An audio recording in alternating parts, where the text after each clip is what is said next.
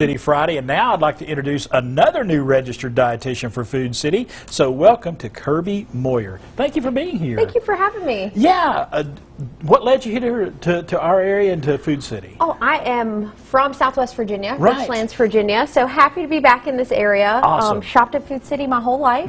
Happy to be able to connect information with shoppers. That's really our goal. And you know, we were talking to Nicole about fruits. Now we're talking about vegetables. We're because talking veggies. It's part of that produce department, and in Food City, very picky about their produce, and you're going to show us some great ways to utilize that great produce. Yes, and we're doing the same theme. We're going to do fresh, canned, and frozen. So a couple different ways to get it in.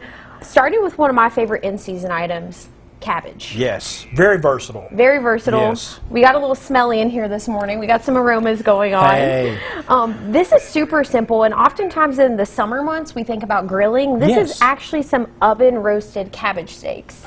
A little tip I like to tell people: when you're heating your oven, leave the pan in the oven and let the oven get a little hot, and that's what's going to give you this nice crisp edge that we see. Okay.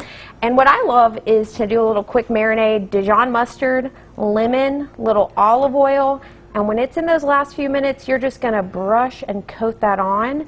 The cool thing is mustard seed activates some of the vitamins and enzymes that we see in cruciferous vegetables. I've never heard that before. I learned something new today. Yep. So flavor, absorption going on. But that's a great combination when you mix the mustard and lemon together, and then you put it on there. Oh, those look amazing. Easy peasy. And this takes about 10 minutes in the oven. I like to really crank it in the last few minutes and again get that nice little crisp edge. All right. And of course, moving down the line here, we got a little pizza going on. Yes, pizza. And I love pizza. It's one of my favorite foods.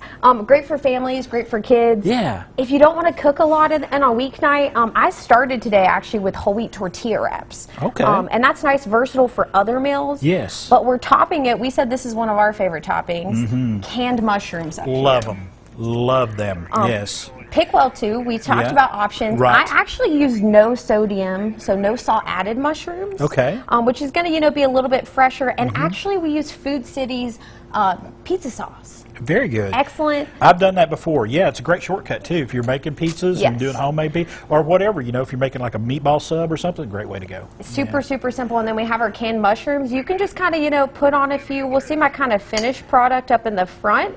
And then my favorite thing to do, fresh herbs. Right. So although we're using canned, we can add a little bit of freshness in. You could add some spinach, and I have basil today. And you can find that fresh basil and other herbs like that in the produce department at Food City. You can, and convenient little packages too, which is really nice. And that's great. And now we're moving down here talking about frozen broccoli, because I know how many times have you went to the frozen department at Food City and grabbed some broccoli out of there. Yeah. Always in my freezer. So I think it's versatile.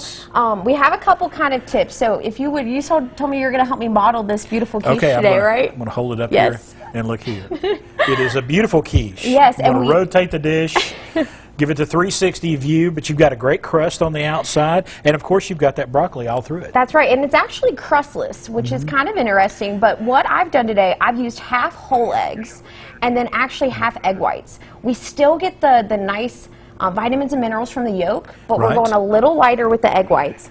And then I have a great hack.